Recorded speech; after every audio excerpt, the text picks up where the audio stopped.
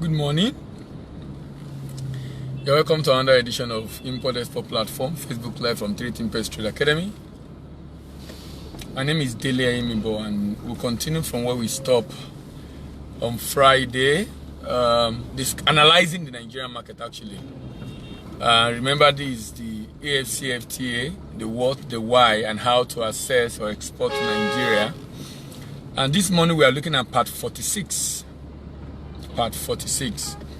We have been analyzing the Nigerian market and helping both Nigerians and foreigners to make sense of the Nigerian business environment, considering the fact that this is one of the most conversant markets in Africa, where we have a very huge population of the African populace on one spot. However, last week I mentioned the fact that even though Nigeria is a very interesting market with huge population ready to buy, you also need to be careful if you are bringing anything into Nigeria because of the market you are targeting. I also mentioned the fact that currently the per capita income in Nigeria is very low, and also the fact that more than half of the income of an average Nigerian household is spent just to eat. That means there is very, very small disposable income for an average Nigerian.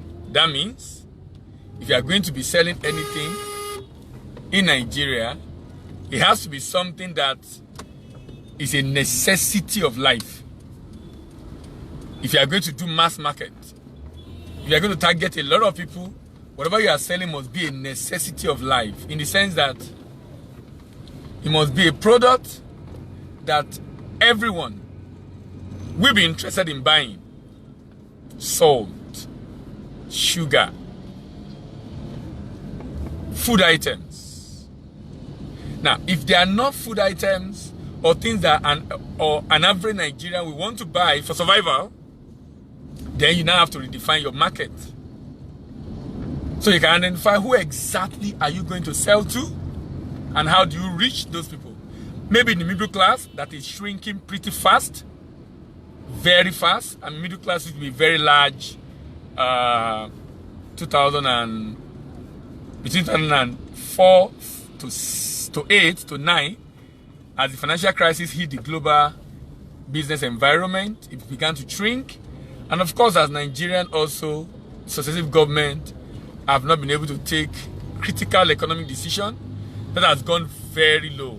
And now we have very, very small middle class in Nigeria. In fact, some people say there are no middle class in Nigeria. Why? Because more than half of the income is spent on food.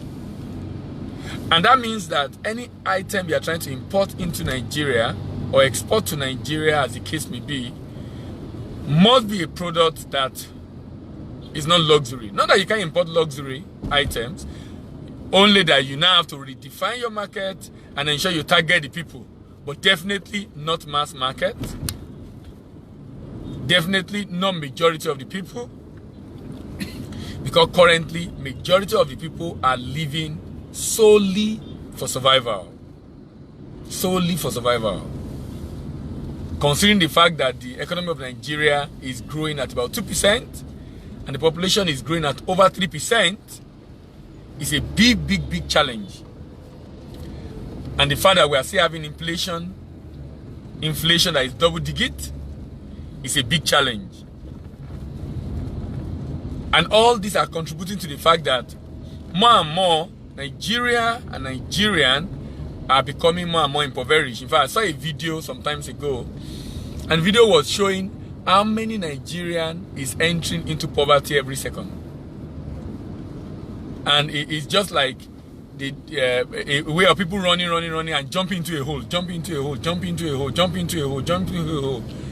And basically just trying to demonstrate if every year so number of people are impoverished, and then you divide that by the number of seconds in a year and try to calculate number of people entering into poverty per day, per minute, and per second. basically saying that it's a big challenge in Nigeria. There is still a market to explore for those under AFCFTA want to explore. There's still a market to explore, but you just need to be really define the market you want to explore and how you want to approach the market, so that at the end of the day, it becomes a lot easier for you to have access into the market. So that you don't invest so much heavily in advertising, in marketing, and you're actually marketing wrong product to the right people, or right product to the wrong people, or wrong product to the wrong people. Whichever way, you are not marketing right, because it's either what you are selling, the people cannot afford it, or what you are selling, the people don't want it, and you will have wasted all the resources in marketing those items. So AFCFTA is giving us a huge opportunity to be able to get product from within Africa, sell into Nigeria, probably at a cheaper rate than wherever we're getting it from right now. Meaning we are going to be able to create wealth within Africa, deepen trade, grow intra-African trade from current 17-18% to probably about 30-40%, creating wealth in Africa as a result of increasing market expansion of companies, and of course the drive to hire more and more people to be able to show up the productivity and productive capacity of all those companies on the African soil. So there's opportunity, no doubt. But like I said, that opportunity should be examined carefully and strategically, such that at the end of the day, you won't be pursuing the opportunity, but at the end of the day, it look like a mirage. But no doubt, there is a huge market in Nigeria, only that you won't be able to sell just anything and everything, but you're going to be able to sell what people consider extremely important for their survival. And like I said, those things considered critical for survival should be food or drink, or whatever it is that will keep them alive, because that's what's most important right now. Luxury is not likely going to have huge market or mass market. Why? Because of the level of poverty in the economy.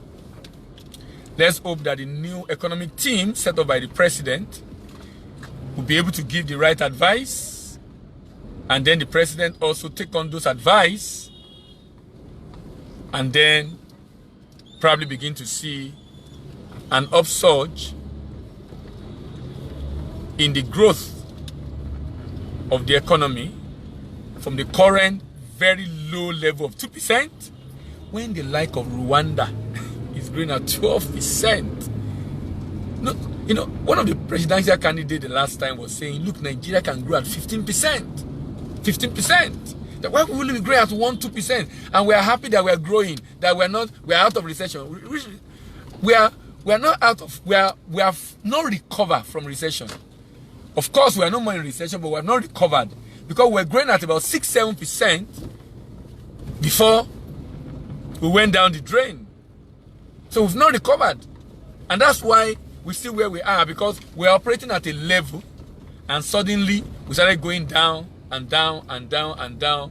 Of course, based on economic decision taken by the government, the fact that also the former government also did not help matter in the way they've also managed the economy. So basically, all the successive government in Nigeria contributed to the predicament of the country right now. But we have to look away from the past and begin to see into the future, what the future holds and the potential we have. An average cost of ingredient for a simple bean stew as share of daily income in 2017 in Nigeria. For New York is 0.6%, Jordan 2.3%, Nepal 13%, Haiti 35%, Nigeria Northeast Nigeria, 121%. South Sudan, 155%. So we have people worse than Nigeria.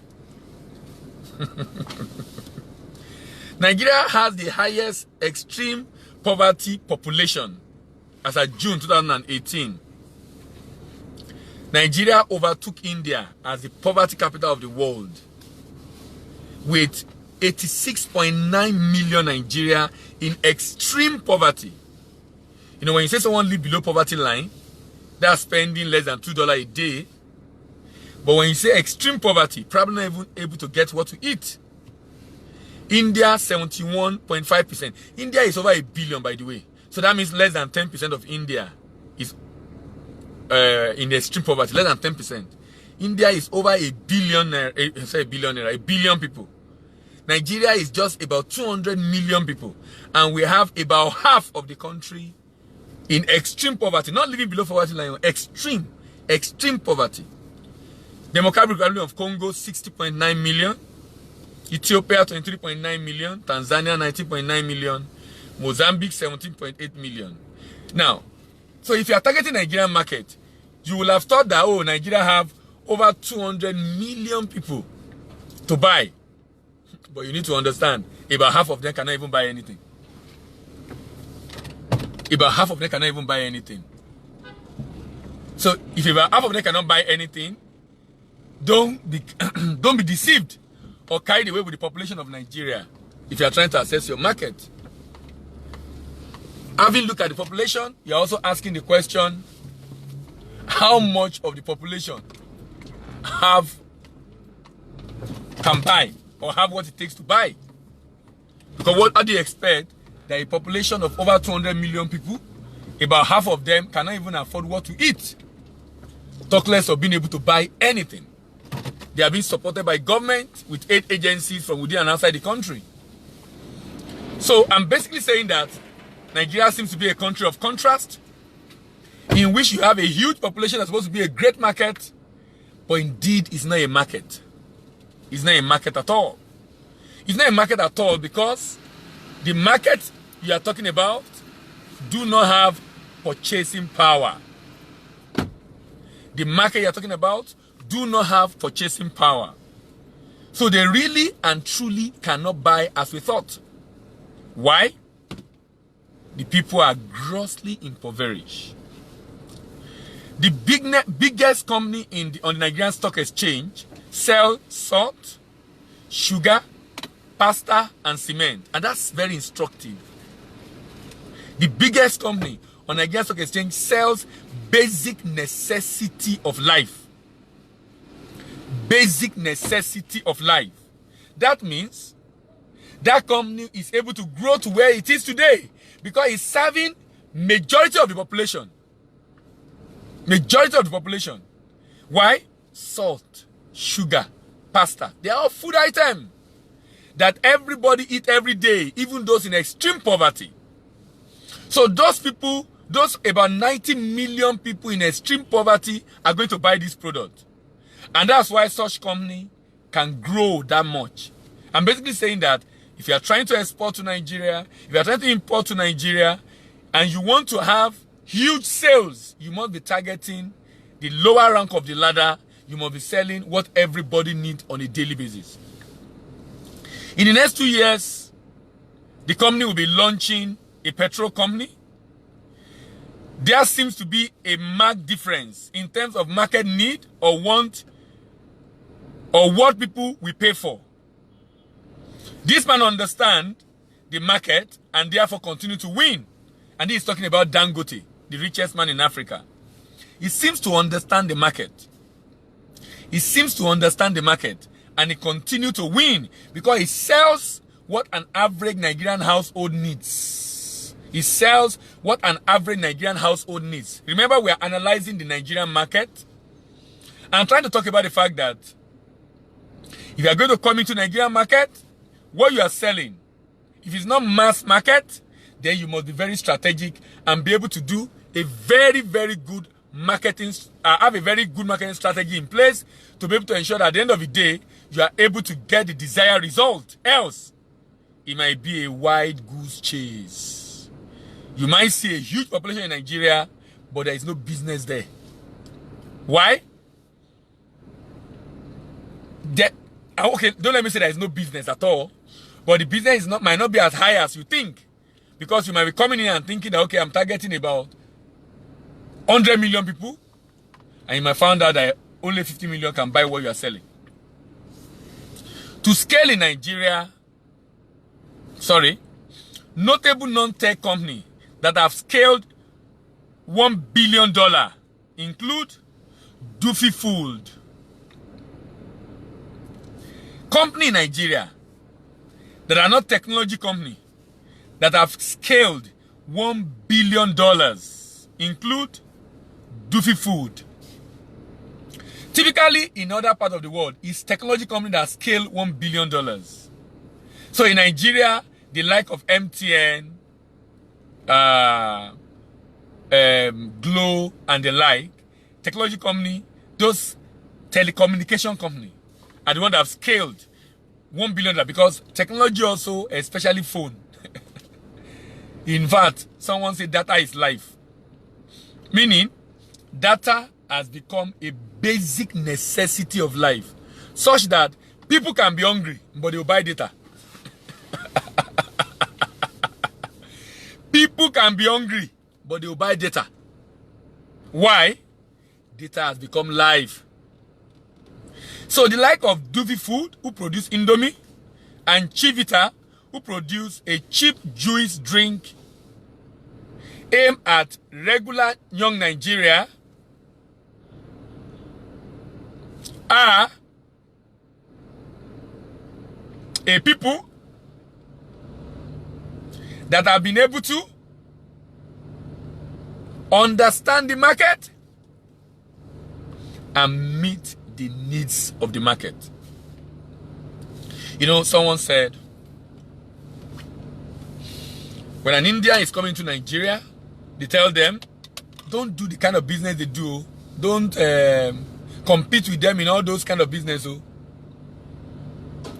Look for something you can sell at 100 naira and distribute it to their population. And most of the time, that thing they are selling at 100 naira are noodles, chin-chin, pasta, things that everybody can buy, 100 naira. To scale in Nigeria, your product needs to be affordable, accessible, and acceptable. To scale. What you sell must be affordable. That means everybody can buy. Accessible. That means you are able to love it. That means people love it. That means people love it. That means people love it. I'm having so much challenge this morning. You know, some people when they call. So I'll be rounding off now. I'll continue in the evening. Thank you very much for listening. We are still going to be analyzing the Nigerian market is, and now to be able to effectively and efficiently assess the Nigerian market. Thank you very much for listening. See you in the evening, and bye for now.